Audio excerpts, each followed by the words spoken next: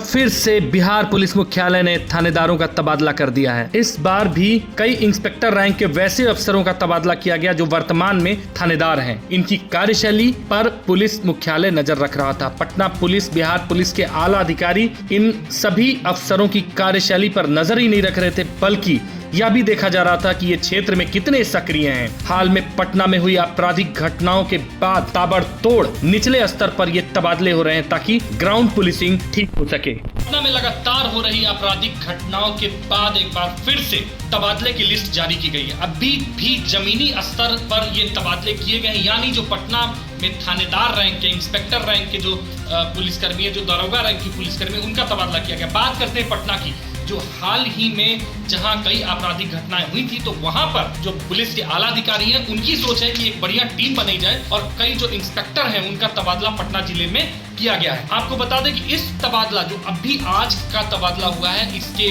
बाद कई थाने फिर से खाली हो जाएंगे। तो ये भी है कि कुछ दिनों पहले 11 इंस्पेक्टरों को पटना लाया गया था, उन सभी को जो खाली हुए थाने उनमें दिया जाएगा। सबसे पहले बता दें आपको, अमरेंद्र कुमार साह, इन्हें पटना जिले से विशेष शाखा भेजा गया है। मनोज कुमार जो कुछ समय पहले सुल्तानगंज के थानेदार थे, मुझे लगता है इनको भी विशेष शाखा भेजा गया। इसके अलावा पटना के कोतवाली SHO राजन कुमार को भी विशेष शाखा भेजा गया। अब्दुल हलीम जो अभी 3 दिनों पहले तक पीरबोहर के थानेदार थे, उन्हें जो है विशेष शाखा भेजा गया है। जो आशुतोष कुमार झा हैं, वो रामकृष्ण नगर के थानेदार थे, उन्हें विशेष शाखा भेजा गया। इसके अलावा बुद्धा कॉलोनी के थानेदार, बहादुरपुर के SHO, खगौल के SHO, तमाम जो SHO हैं इन्हें जो है ना वो भेज दिया गया है आपको जाकर विशेष शाखा और अलग अलग जिलों में। जो बहादुरपुर के SHO, उनको नालंदा जिले में उनका तबादला किया गया। तो ये तबादले काफी महत्वपूर्ण है, काफी महत्वपूर्ण। इन तबादलों पर हम थोड़े समय के लिए थोड़ा समय लेंगे, हालांकि अभी बहुत पीक आवर्स होता है हमारा, लेकिन न्यूज टाइम में भी हम थोड़ा समय लेंगे। प्रियंजन शर्मा जी जो टाइम के सीनियर रिपोर्टर रह चुके हैं, अभी फिलहाल चीफ रिपोर्टर और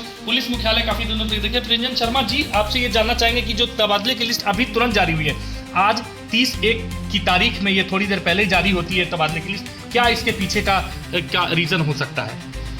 देखिए, इसमें 2 कारण हैं। एक तो कई ऐसे लोग हैं जिनका टर्म पूरा हो चुका है जी, तो जो लोग विशेष शाखा या पटना जिला से बाहर भेजे गए हैं, वो विशेष टर्म की वजह से, पूरा होने की वजह से, क्योंकि चुनाव के पहले इसको लागू करना हर हाल में जरूरी है। और इसके अलावा कुछ लोग हैं जो प्रशासनिक दृष्टिकोण से भी हटाए। प्रशासनिक दृष्टिकोण से हटाने का कारण है कि कई लोग उस हिसाब से काम नहीं कर पा रहे थे जो वरीय अधिकारियों की अपेक्षा है। क्राइम कंट्रोल में उस तरह से कारगर नहीं थे, या फिर घटना के बाद कभी अनुसंधान और कई पहलुओं पर वो अपने आप को साबित नहीं कर पा रहे। इसके अलावा एक और कारण है कि जब अपराध होता है तो हाल के दिनों में पटना पुलिस ने घेराबंदी के लिए कई कवायदें शुरू की हैं, अपराधियों की घेराबंदी। इसमें भी कुछ थानेदार ऐसे थे जिनकी टीम बेहतर नहीं कर पा रही थी। तो माना जा रहा है कि इन्हीं सब कारणों की वजह से कई थानेदार हटाए गए हैं, और जो अब नई टीम आई है उनके सामने एक बड़ी चुनौती होगी कि वो पटना के कानून व्यवस्था को कैसे नियंत्रित रखते हैं और अपराधियों पर किस तरह से लगाम। एक और खास बात है रंजन जी की इस लिस्ट में मैं जो देख रहा हूँ, जैसे अब्दुल हलीम, इन्हें ये तो वर्ष 2024 में ही दूसरे जोन से पटना आए। राजन कुमार जो कोतवाली के SHO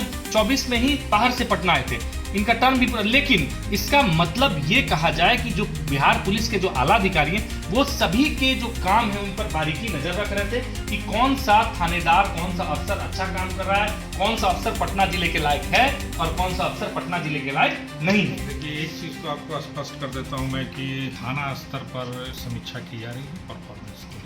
वो किस लेवल पे और किस रूप में किया जा रहा है ये तो मैं आपको नहीं बता सकता हूँ, लेकिन ये हो रहा है पक्का। और ऐसे में थानेदारों को सचेत रहने की जरूरत है। जो अगर काम में लापरवाह हैं या फिर मुस्तैद नहीं रह रहे हैं, अपराधियों की धरपकड़ में रिजल्ट नहीं दे पा रहे हैं, उन पर कार्रवाई। जी बिल्कुल, थानेदारों के कार्यकलापों की जांच तो की जा रही है, उन पर नजर भी रखी जा रही है। बिहार पुलिस मुख्यालय से भी नजर रखी जा रही है, जो पटना पुलिस मुख्यालय वहां से भी नजर रखी जा रही है। जो सेंट्रल रेंज IG हाल ही में आए हैं जितेंद्र राणा, वो भी पटना और नालंदा के वैसे थानेदारों पर नजर रख रहे हैं जो काम कर रहे हैं, जो काम नहीं कर रहे हैं।